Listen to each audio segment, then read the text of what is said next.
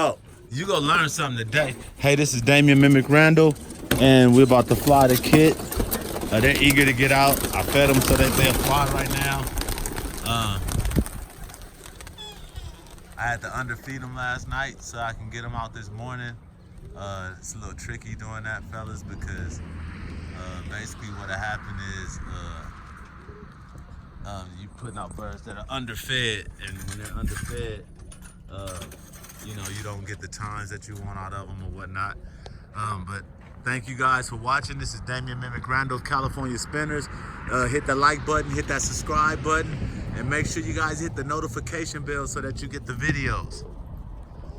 It's heating up out here in Southern California as far as the race to get the birds up and flying. You know, guys are out here competing, talking stuff. It's heading into that direction, guys, where, you know, now it's almost time to put them up or shut up.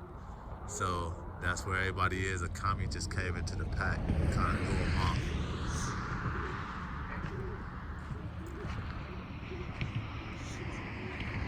Yeah, I was looking online, you guys, and I noticed I'm getting a lot of negative feedback because I'm posting these videos trying to show you guys how to get the birds up. People are questioning why I'm able to do this when I don't fly competition, and I'm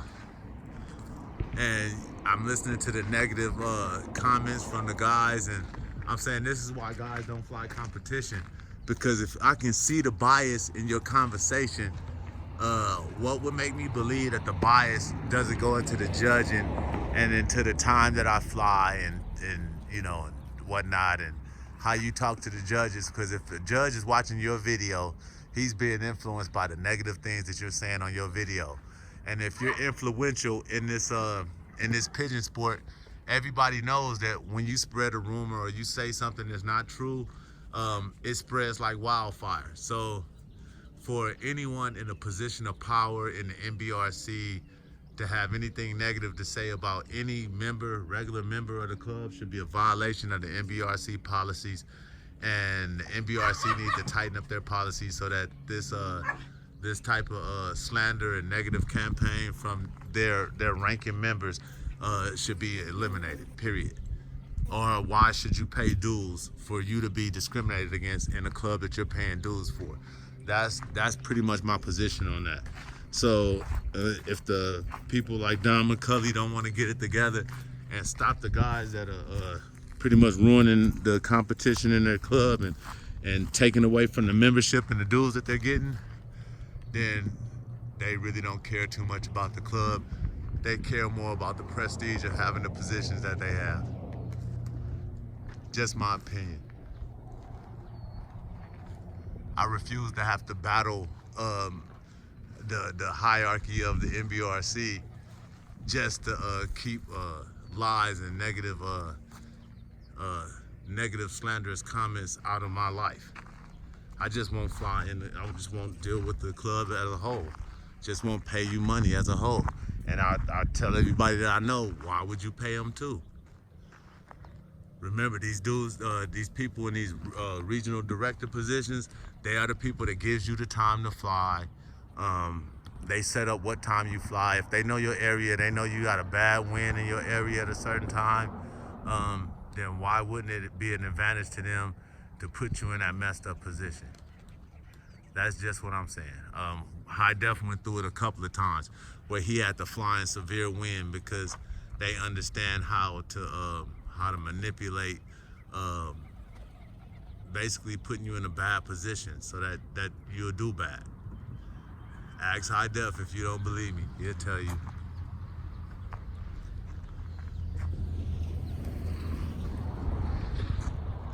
Unsportsmanlike, guys, unsportsmanlike.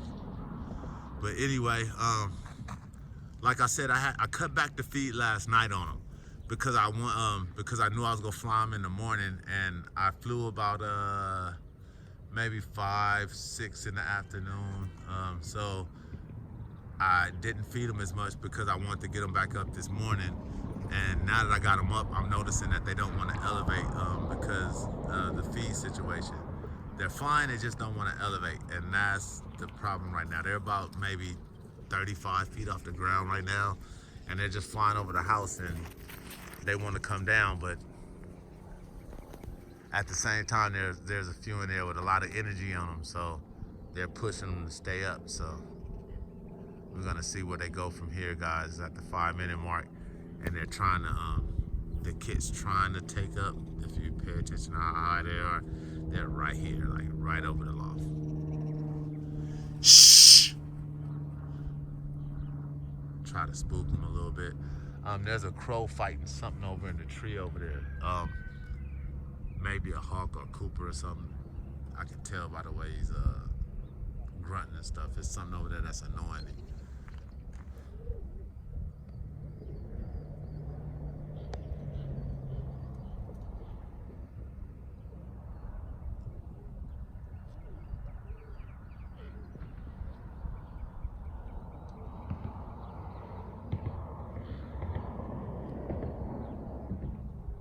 All right, guys, we're filming a heavy wind the day before, and it tired them out. They come in, and then I gave them maybe about a quarter cup of feed, which is less than a teaspoon of bird. And now I'm flying them again for round 2, basically about 12 hours later, 13 hours later, something like that. I'm not really paying attention to time. I'm just giving an example from flying at night that afternoon to getting them up in the morning, the difference in how much time they actually had to sit and get it together. But they're doing pretty good. They elevated a little bit now, and I guess they figured it out that they're not gonna eat. And I'm not standing directly in front of the cage. The cage is there. I'm about 40, 50 feet away in the bushes trying to see this tree here. This tree's giving me shade from the sun, so that's what I'm using it for.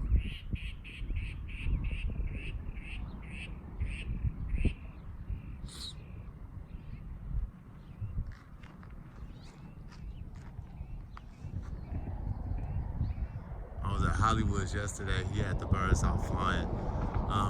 I came a little late. I should have recorded it, but they're looking good over there.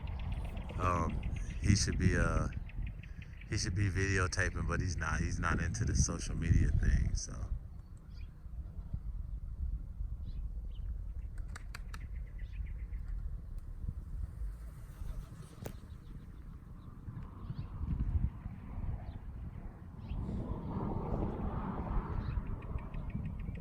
Right now they're about 20 feet over the loft, and there's another commie just spooked them.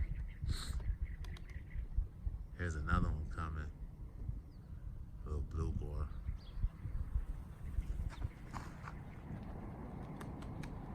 He just jumped in there. That's a good thing. That'll keep him up. Especially I'm about to throw something up at him right now, like a little stick. See if I can spook them. I got those commies in there that really get them. Shh.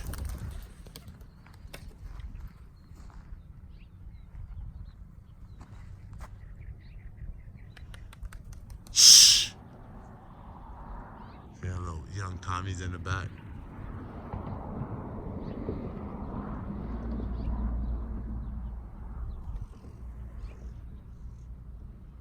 Yeah, they left, went back over there. But I got the birds back up, so that's good.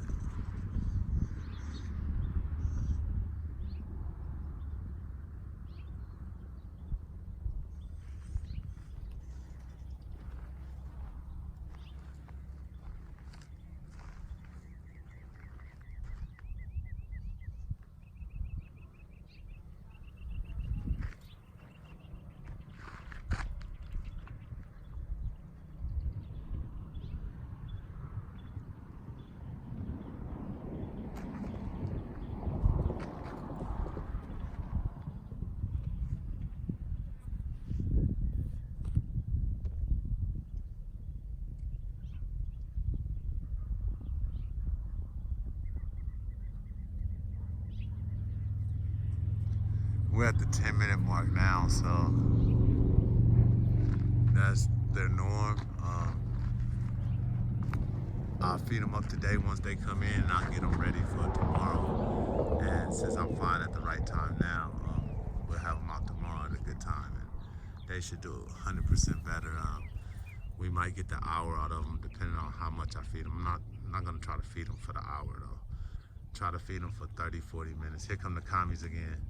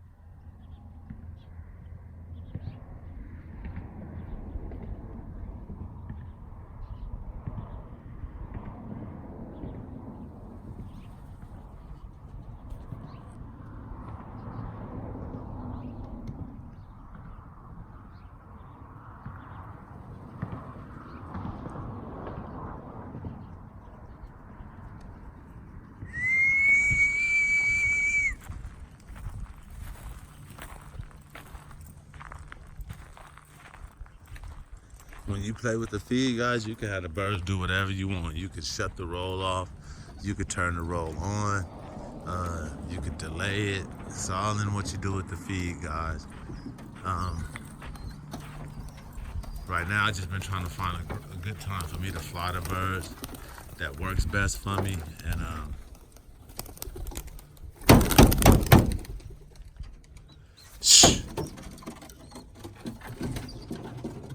see that there? Let them come down and land as soon as I came and shot them back up. That guy was probably who's pulling them down. You notice he's breathing hard. He's doing the throat gestures. I call that the thirsty throat. It just means the bird is tired. Look at the kid, he shot right back up.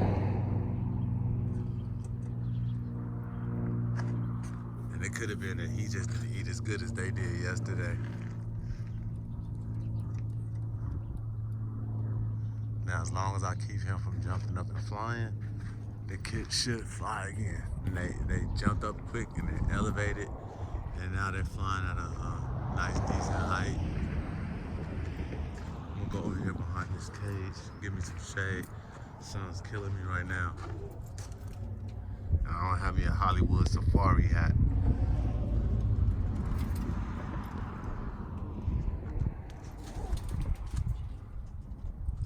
Now notice, guys, one bird came down, pulled the kit down, made him land.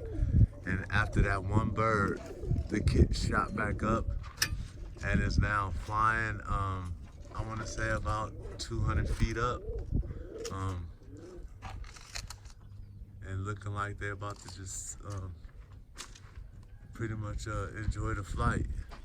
But one bird, maybe he didn't eat good yesterday, I don't know what it was, but that one bird was pulling them down and making them want to land.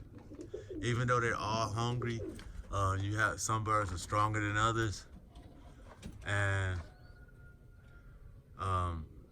especially when they get active and start spinning, you'll notice a lot that certain birds are tire out. Those birds specifically, You have to figure out what they need as far as carbohydrates, protein, or whatever like that. That you can find by just feeling on the bird. Just grab the bird, hold the bird, and feel all the spots where he's supposed to have muscle. You know, and if his muscle is good, he has good muscle tone, then it could just be a carbohydrate issue, and he's not eating enough. And then once you give them what they need, they usually snap out of it and get it together. If they don't, it's what the trash can is for. Either the trash can or you just keep flying him all year. Make sure that the hawk eats, because the hawk has to eat too, right?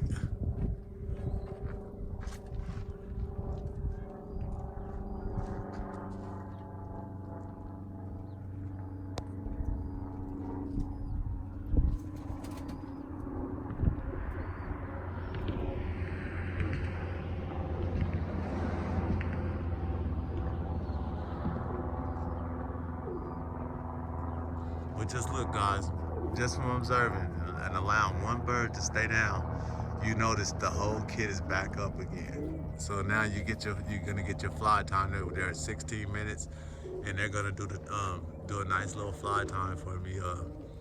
If it was competition, one bird would have slowed me down from scoring points. So guys, you gotta observe the kid, pay attention. Make sure you note the things that you done to them as far as feed, when you didn't feed them, when you did feed them, how much you fed them, and check the birds after they eat. This is important too, guys. Certain birds work harder than others, and when they do, they won't eat as well as the other birds because they're still disorientated from the fly. You have to go in, make sure you check their crops, make sure that they have enough food. If they don't have enough food, go through and check all the birds, because you're gonna notice that one of the birds ate disproportionately to the other ones, meaning he got more. That bird's gonna be a problem in another form of fashion as far as coming in or as far as pulling the kid up higher. Right now, what you're noticing is that the kid is up, they want to elevate and they're flying. But it has nothing to do with the fact that they're overfed or anything, because I didn't feed them all that much. And that's evidenced by the fact that they did want to land, and I can call them down now. But because of their character, and I've been programming the flight into them, they still have that reserve energy, and that's what they're using right now.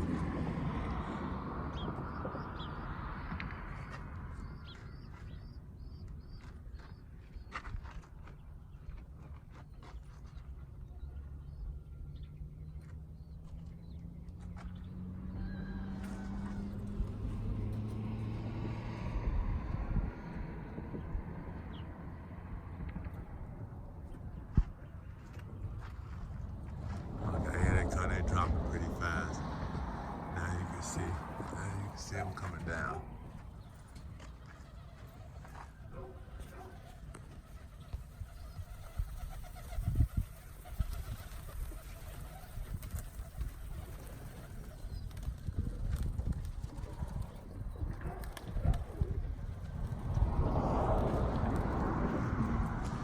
All right, thank you guys for coming and checking me out.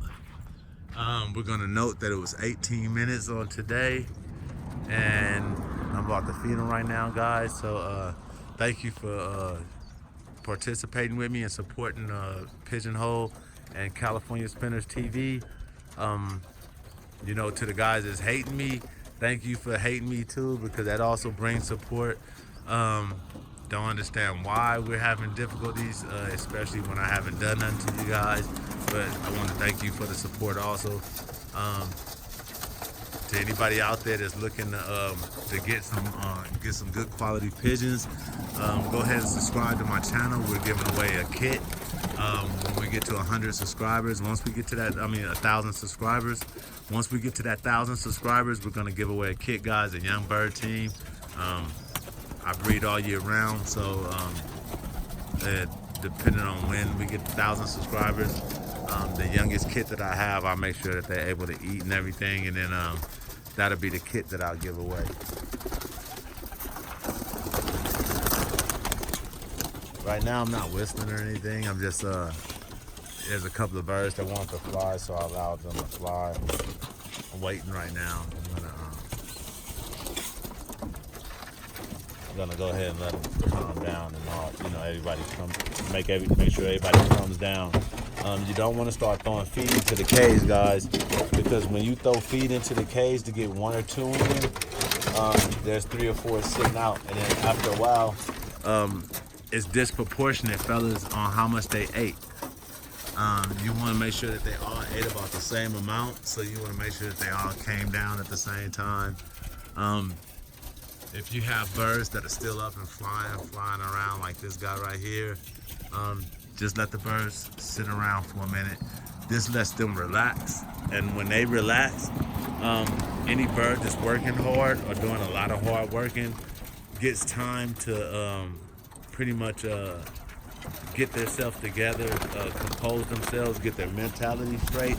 I don't know what happens when they spin, but I do know that when I spin, when I'm on spin out at Magic Mountain or something like that, I get dizzy, and I'm usually not hungry. I'm usually going through some nausea and stuff like that, and I don't know if that works the same with pigeons, but I do account for that, and I allow them to adjust and get themselves together or whatever. And then when I get them in, I use just a little bit of feed to make sure everybody comes in.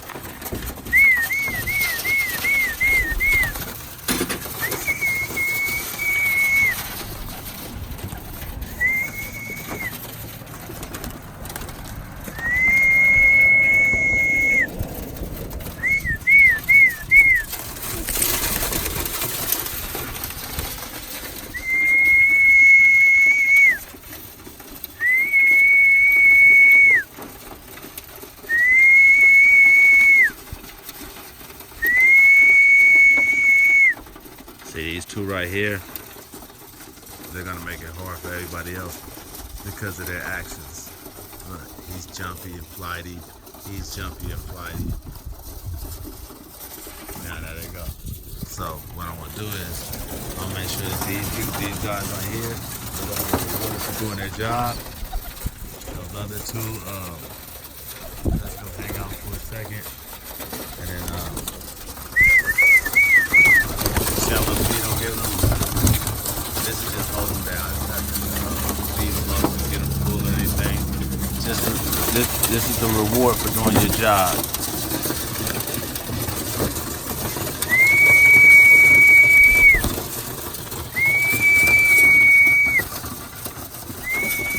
Now I'm gonna close the door on them guys, and this is gonna hold them in. Those two up there, look.